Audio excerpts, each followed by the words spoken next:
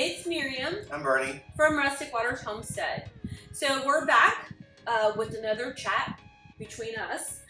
We were hoping to have this outside by the pigs today because that's what we're going to be talking about. We're going to be talking about our Hereford breed and our pigs. But it's raining. Yeah, it's raining. It's been raining most of the day out today since, I don't know, it started about 12:30. Yeah, so, and I thought maybe it would die down, but it hasn't died down. It'll rain till tomorrow morning. Yeah, it's going to be raining most of the night. So what we wanted to do, we wanted to go ahead and do this video anyway, and get it out. So we're doing it here from our corner. So today our video is going to be about this question that keeps coming in to us, which is why we chose the Hereford breed for pigs. Why we chose those guys for our homestead. So we're definitely going to get into answering that question, but before we do that, we're going to talk a little bit about some of the breeds that we have done and some of the stuff that we did in Florida and then over here in Missouri. We won't go into a lot of details for the stuff in Florida, but some of the breeds that we have raised for meat, for consumption. Large black, Duroc, Yorkshire, Red Wattle, Mulefoot. Those were the ones that we raised in Florida. Those were the 5 breeds that we, okay, so we didn't raise them, we raised them to consume. It started off, we started off with a large black, and her name was Pork Chop, and Alex named her, and we raised her out for us and to consume. And we came to realize that there was a huge difference between what we were raising on our farm and what we were eating at the store. The quality of meat, wouldn't you say? Yeah, it tastes different. It was an eye-opener for us. Yeah, it was a huge eye-opener for us. Because at that point we had already raised rabbits and we had already raised chickens, so we knew the difference there. But with the pork, there was just a huge difference. So then we decided that we wanted to, we actually tried to breed, and that was challenging over in the property that we had in Florida, the last property that we had, which was 1.5 acres, just because that property retained water and it flooded. I mean, we would have any type of heavy storm. Yeah. It'll flood, it'll take days to receive. It would take quite a bit. And you know what? One thing we did learn pretty quick is that pigs, they like water, but they don't like standing water. They need to be able to come out of it. And yeah, that wasn't good. But didn't we have one that was bred and ready? Yes, and then the last 2017 on the hurricane, she got sick and we lost her. Yeah. She was about a month away. Yeah, she was about a month away to do that. So that was, that was pretty rough because you get ready to have the babies and you're all excited, and then the storm comes in and something happens and it just doesn't work out that way. Now, go ahead. So a quick background, when we had the hurricane, we had water in our backyard for 5 days. We had trash pump running 24/7. Oh yeah, yeah. That's right. We had the, what did you call it? The trash pump. The trash pump. So we were pumping out water from the property, and we had, we had quite a bit of animals at that time. We had our chickens. Our kids did 4-H, so they actually showed chickens. So we had a bunch of different varieties, and we had the pigs. Did we have the goats then? No, not at the time. No, not at the time. Okay, but it's definitely hard on any farm animal for there to be flooding, any type of flooding. It's very hard on them. But so we dealt with that in Florida, and even though we were able to raise them for our own consumption, I remember I even did a job where I bartered for my time for a whole pig, and that's where we were introduced to the Mulefoot. So that was Red Wattle. And yeah, the Mulefoot Red Wattle mix. That was a really good mix. But we were just addicted. We knew that what we wanted to do was farm raised pig goal. Moving over here is being able to accomplish that here in Missouri, and we have. So this leads up to the question, why did we pick the Hereford breed? Now, before we get into the Hereford breed, we're going to talk about two other breeds that we have actually being able to successfully breed them. Yeah, breed and raise. We've been able to successfully breed and raise. We've been able to put meat in the freezer for us. We've been able to do our meat sticks. So yeah, this is definitely two breeds that we want to focus on, we want to talk about. Now, the first one is the American Guinea Hog. For those of you who don't know the American Guinea Hog, and I'll go ahead and put in a video so that you guys can see what the American Guinea Hog looks like. But they are completely black. They go anywhere, they will reach anywhere between 150 to 300 pounds. 300 pounds on the board. 350 on the board. 300, 350. They're super sweet. Super sweet, super easygoing. They're not real hard on the land. They are great foragers. Great parents. Yeah, I was getting there. They are great foragers and they are great parents. We had a breeding pair called Sticks and Lily. And Lily, we actually bought her from a friend. Isn't Annalise by Lily? Okay. Lily came from Seeker's Springs. Okay. Farm. Okay. I couldn't remember. And Stick Came from Paulette Farm Farms. when we bought her the 2 piglets for her. Okay. So Lily and Stick we had for 2 years? 2.5. 2.5 years. They left our farm this year, like a month ago or so. But they were a breeding pair that we kept together. There's no problems keeping the boar in with the sow or the piglets. And they were pretty much, they did their own thing. I mean, they were pretty easygoing. Never had a problem with litters. Never touched them. We just woke up. There were all the babies. Yeah, there were all the babies. We really didn't have to do anything. Lily knew exactly what she was doing from day one, even with her first grouping, her first litter. We were a little concerned because, you know, first time, you're always worried. But she had them and we were like, oh, okay, so we have babies. And Sticks was just protective papa. Yeah, he was really good at that. I have a video because the other breed that we also raised and bred were the KuneKunes. Now the KuneKunes that we had were not purebred KuneKunes. No. They were mixed KuneKunes. Now one of the KuneKunes was Annalise's, right? Yes. And that was Charlotte. Charlotte. Right. And she's the one we bred with the previous American Guinea Hog bull we had. Mm-hmm. She lost her first litter. We had a storm. Mm-hmm. But the second one, third one, we never had a problem either. No, we never had a problem. And I still remember, do you remember that one time where Lily and Charlotte were pregnant at the same time and then... They were, within a week. No, they were within like 48 hours. Lily had her litter. And they had them in the same... They had them in the same pen. Because for whatever reason, we separated them. I couldn't remember why. I think we wanted to make sure... Oh, because they were eating sow feed. Yeah. We had them on special feed. And Lily gave birth. And Charlotte was in there. And she was like, just chilling. Like, okay, we have all these babies everywhere. And then 2 days later, she gave birth. And it was so funny because all of Lily's babies were black. And then Charlotte's babies were red and black. They were... You know, reddish. The reddish, the KuneKune coloring, and they would go back and forth to mamas. Both mamas would lay down, and the babies would just go back and forth on who they wanted to nurse. So that was funny because they were both like, okay, but that leads me to talk about the KuneKunes because the KuneKunes were a breed that we loved when we were in Florida to look them up and read about them. There weren't really any breeders around in Florida that... The closest one was like 8 hours. Yeah. Panhandle.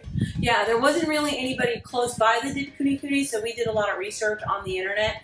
And Annalise was in love with their snouts and their face, what they looked like, and their wattles. She thought they were really cute and all the coloring. So she was always talking about when we moved to Missouri, that's what she was going to do. And what did she do? She bought one. She bought one. She bought one, which was fine. So just a little bit of information on the KuneKunes. They don't grow very big. They tend to be small, short, stocky, very round. Their temperament is another super sweet breed. Annalise is, you'll see her in a lot of the videos. She loves doing the pigs, but like the KuneKunes would just follow her around everywhere. They're super social, super friendly. Oh, and the KuneKunes are really good for grazing. What do you think about their abilities in the pasture? They're soft on pasture. You can supplement less commercial feed than other breeds. Right, and their snout, the way their snout is, they don't tend to Root. Right, so sometimes I forget my words, but they don't tend to root as much. Actually, they don't root at all. I don't remember them being too aggressive with their rooting. So both of these breeds, what would you say that we would highly recommend both of these breeds? For a small homestead, you don't have a lot of land, but you have pasture. They're good, good breeds to have at home. Yeah, they're good breeds to have at home. If you're looking at doing it just for yourself and then you're extra, selling it, I think that they're two really good breeds for small farmers to start with. Like I said, the KuneKune is another one, very similar to the American Guinea Hogs, where the moms just know what they're doing. They don't need any assistance. They take care of their babies great. Just to go back, our the litter we're talking about, the last litter, the point in the middle of February, when we had that -5 degrees. Super cold. We had no help, no heat lamps. They all survived. Yeah, we did have hay out we did have straw for them. Yeah. But besides that, yeah, no heat lamp. Yeah. So they were enclosed. They had enclosures all the way around, and they had straw, so they were able to keep warm in there with mom. But yeah, they're very hardy. Sturdy and hardy. Yeah, I would agree with that. And both of these guys, their meat quality is very good. They have red marbling with fat mixed in there, and the American Guinea Hog, they're lard. If you're looking for a pig that's going to be an all-around homestead pig, I think the American Guinea Hog too, with their lard, that it's very high quality, so that you can like pull out from that pig every aspect of it. Leaf lard. You're talking about. Yeah, the leaf lard, and it's the same with the KuneKune. Some of the downside of these two breeds, though, because like there's the ups and then there's the down. They don't give you big litters, right? No, 7, 6, 7. 6 or 7. From our experience. Yeah, from our experience. They average about 6 or 7. Charlotte one time only did not Charlotte. What was the other one? She was a KuneKune too. Spot. She only gave 4. Charlotte would give 6, but she only gave 4. So they don't always give you big litters. And then what's the other downside for them, you think? So slow growers. Yeah. So American Guinea Hog, it's gonna take full maturity 2 years to get there. To get to the full 250 pounds, 300 pounds. So 2 years. 2 years.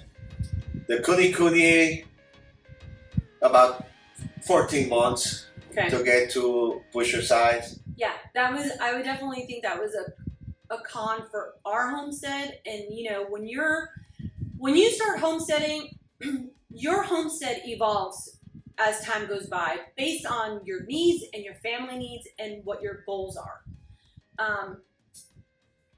When our goals were only to sustain our family, we were okay with maybe our pigs taking a little bit longer because we could give them, scraps from the house, and there was certain different things that we could do to grow them out Sometimes we didn't let them go all the way to full weight. Sometimes we would butcher them beforehand because 150. 150, because for us that was okay. You know, it was okay for us to do that. We did the butchering in-house. It was our own consumption, so it was no big deal.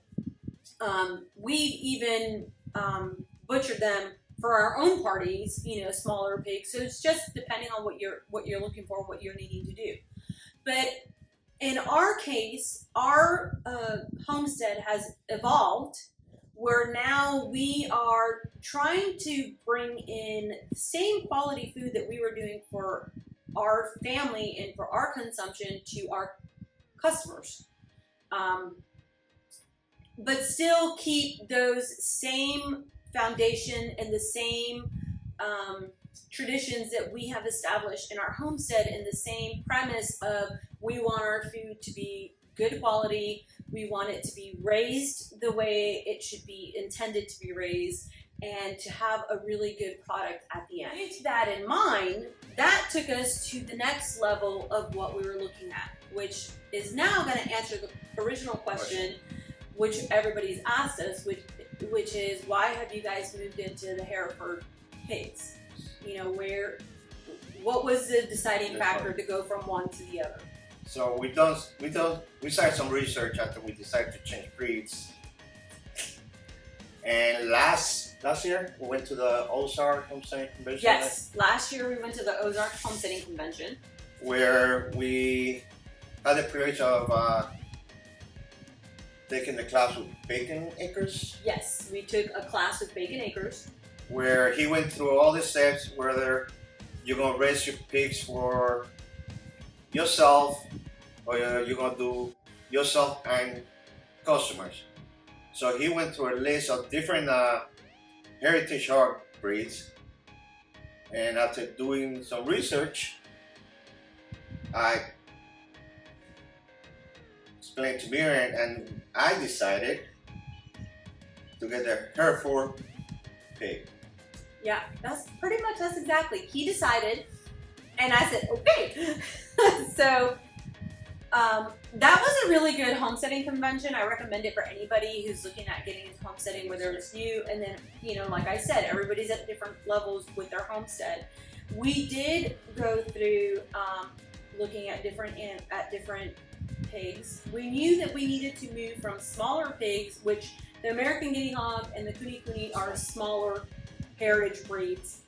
We wanted to go to a bigger, medium size. We wanted to stay with the heritage breed. So maybe you guys hear the wording all the time, heritage and commercial breeds, and don't really understand the difference between heritage breeds and commercial breeds. Can you describe? So the heritage breeds were raised by farmers before the industrial agricultural came in. Okay. When they started changing the breeds to get more leaner. Okay. And bigger in a small amount of time. But at the same time, if you looked, some of these new breeds that we're using for industrial, for commercial, the meat is supposed to be red. But if you look at it, it's almost pale. It's pale in color. And that's a good point. And that's the difference with the commercial breeds, is that they were I don't want to say that they were created, but they were genetically played with, worked on, bred, so that they could meet that industrial farming that they were bringing in. Faster growing, leaner, really just faster growing is really what they were going for. Fast turnaround. And that they were converting that feed very quickly, so that they can butcher them out a lot quicker. Commercial industry doesn't want to raise out a pig for 1.5 or 2 years. That's why sometimes when you go to a smaller farm and they're selling the KuneKunes or the American Guinea Hogs or a heritage breed that's longer growing, your meat is a little more expensive because we've put in more time and more feed and more for those particular animals that they do in the commercial industry. In the commercial industry, these animals are getting butchered rather quick because they're reaching their height and their weight a lot quicker. So that's the difference between those two. So when we started looking for our farm, we knew that we wanted to stay with heritage breeds. We knew that we didn't want to do a small breed like the KuneKune or the American Guinea Hog. We were looking at stepping up in size. So you said that was the medium sizes for the heritage breeds. So we looked at various Tamworth. Go ahead, talk about the ones that you looked at. Tamworth, Duroc, Hereford, and Mulefoot. Okay, so we looked at quite a bit of them. Now there were certain things that we were looking for in this pig or in this breed. Because we are a family farm and we do have the kids' help. So we didn't want anything that was going to be aggressive. So we needed something that was going to be docile, that was going to be easygoing. Decent growth rate. Decent growth rate, right? Faster than the American Guinea Hog or the KuneKune. But definitely not a commercial breed. Like I said, we had to stay with heritage. And we wanted something that was going to be able to farrow without a lot of us intervening. Yeah, we don't like to step in unless it's necessary. That's just what we do. We don't put heat lamps. We just put the straw and let Mama take care of it. Yes. But okay, so those are like the three major things that we were looking for. We were looking for feed conversion, that they were going to convert it well, that they were going to grow quicker than what we were doing with the KuneKunes and the Herefords, that their temperament was going to be docile, and that they were going to be good moms when it came to farrowing. And we did all that research, and we came up with, well, not we. With the Hereford? Yeah. And I was lucky enough when I got into one of the Facebook sites, that local guy about an hour away, Ava, further, had some pigs available. Yeah, he had some pigs available, and that's where we got Ricky and Lucy. Now, they met everything that we needed, right? Yeah. Do you remember where they maxed out at their weight? Like what? Males, it was 350, 400, I believe. Females about 275. And how quickly do you remember how quickly they reached their weight? About 7 months. By 7 months. Okay. So that's a big difference. By 7 months will be 300 pounds. Yeah. Meet our butcher weight. They're ready for butcher weight. So that's a big difference. 7 months to a year. 2 years. Possibly 2, depending whether you were doing the KuneKune or the American Guinea Hog. For our purpose, that's what worked for us. It works for us because, again, our farm has moved and grown, and we're now not only raising for us, but we're raising for consumers. I think the Hereford pigs are adorable. The white face, the red body, the white feet. I mean, they're cute, and I'll clip in some pictures of. Or some videos of Fred, he's one of our newest little boars. He's about 3 months old. 3 months old. Registered, boarding.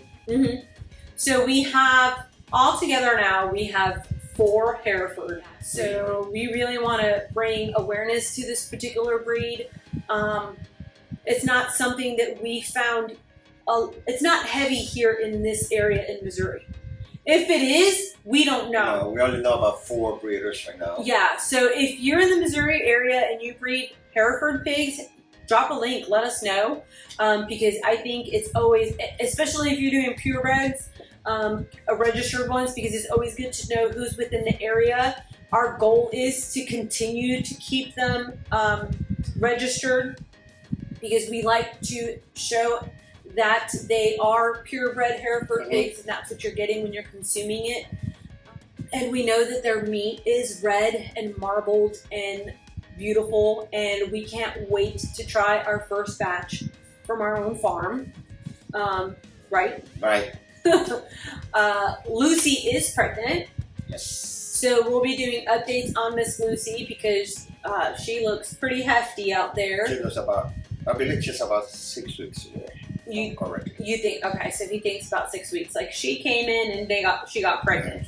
That did not take very long. We have not had them that long.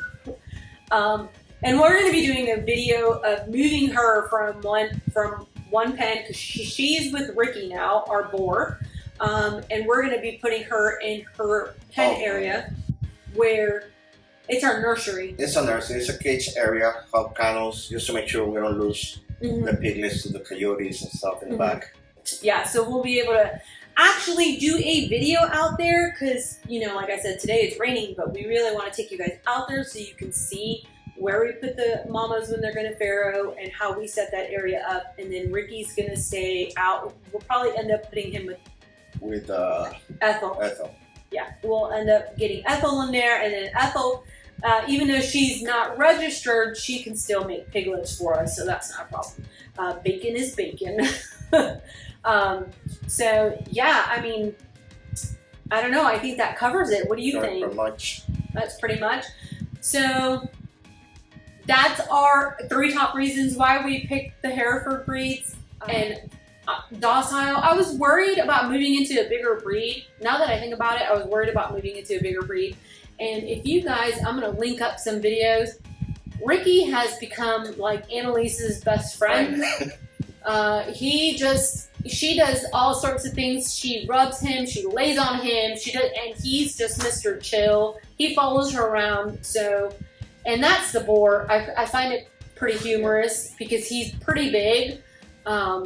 And they came from a farm. The farm was great, but they would get head scratches and stuff, but not, I mean, Annalise is in his pen all the time. Like First thing she does when she gets her snack after school. Yeah.